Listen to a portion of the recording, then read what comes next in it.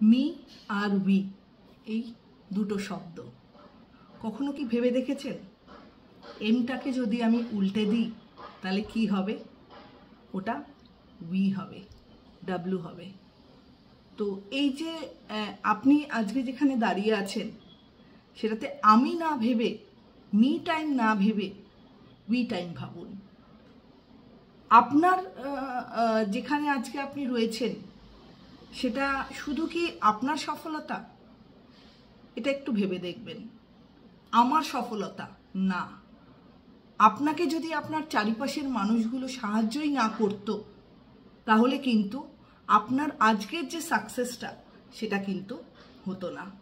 কাজে আমার সাকসেস না ভেবে চারিপাশের মানুষগুলোর দরুন আপনি যে সাকসেস পেয়েছেন, উই যে জিনিসটা হয়েছে, মিটাকে উইতে কনভার্ট করুন, মানিটাকে ওয়েলথে কনভার্ট করুন, দেখবেন ভালো থাকবেন। আর এই যে চারিপাশের মানুষগুলোকে যদি আপনি মূল্য দিতে শুরু করেন না, মি থেকে যদি উইতে কনভার্ট হয়ে যান, দেখবেন আপনি মেন্টালি কতটা পিস পাচ্ছেন। আপনার মেন্টাল পিস কিন্তু আপনাকে ভালো থাকতে সাহায্য করবে।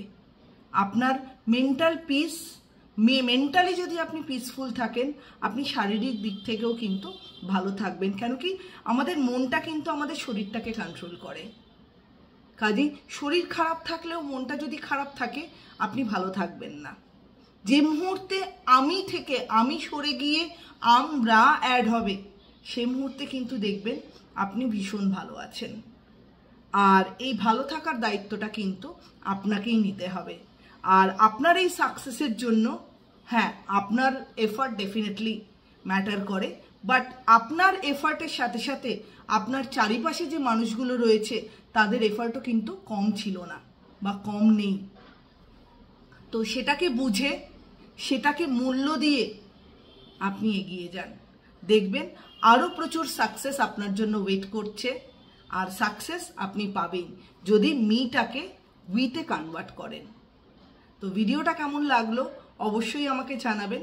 ভালো লাগলে আমার চ্যানেলটা লাইক অ্যান্ড সাবস্ক্রাইব করে দেবেন। সবাই ভালো থাকবেন, সুস্থ থাকবেন। নমস্কার।